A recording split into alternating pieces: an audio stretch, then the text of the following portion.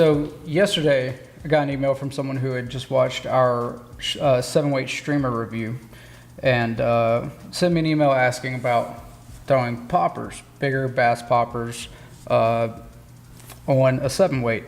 And like I always do, I just looked around and saw the lines that are traditionally meant for throwing bigger poppers and streamers and stuff, and was gonna say that these are the ones you should go with.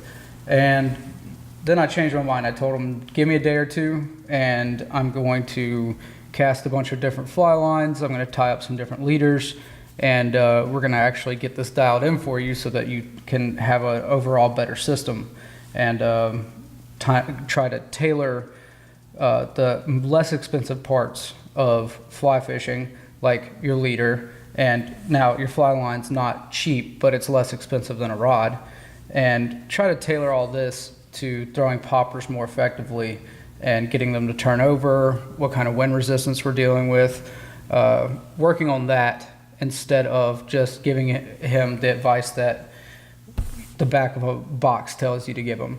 So we're going to take a bunch of different lines, a bunch of different pieces of leader building kits, and we're going to take things like hard alloy mono.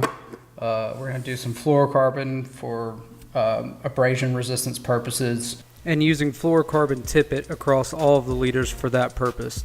Most of the leaders will follow the same taper. They will all be listed on screen and also in the write-up linked in the description below. I was interested to see if the stiffer leader material would turn flies over better, or would weight and diameter be more important. Normally, I would not consider heavy wind ideal, but on a day where we're concerned about wind drag on flies with larger surface area, 10 to 12 mile an hour wind made our results more pronounced. The first leader was made from an average stiffness Maxima Clear leader building kit. It turned flies over better than a standard leader. The second leader went underneath itself or came around the side on an otherwise good cast by both casters. The third leader substantially outperformed the rest of the leaders as it carried the fly even into heavy wind, turning over even with a not great cast.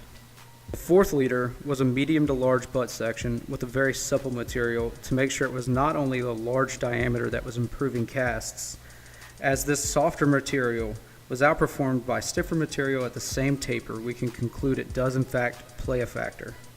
Each leader was cast multiple times on 2 different rods with 3 BRFF employees taking notes. This has been the summary of our talk after discussing the results.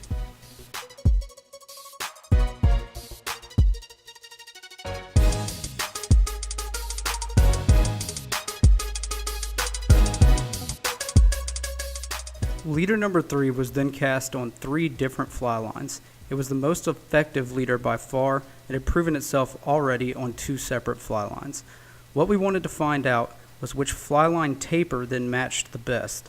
Besides the 2 purely trout lines with a very non-aggressive taper, the rest of the lines were close enough in performance that I did not think it would be advantageous enough to purchase a new fly line purely for throwing poppers if you already have a heavier fly line on your rod. A Rio Grande or a Scientific Angler MPX were enough to be highly effective. If you're running a presentation style fly line or something like an SA Trout, it would be a good idea to go up to a more aggressive taper, especially on a 7-weight, since it will give you more options with heavier flies. Getting back to the lab, I found that after using a micrometer, that tapered leader butt sections were at least 20 pounds lighter in the butt section than our effective leader, and a much smaller diameter regardless of company or if they were advertised as Big Bug.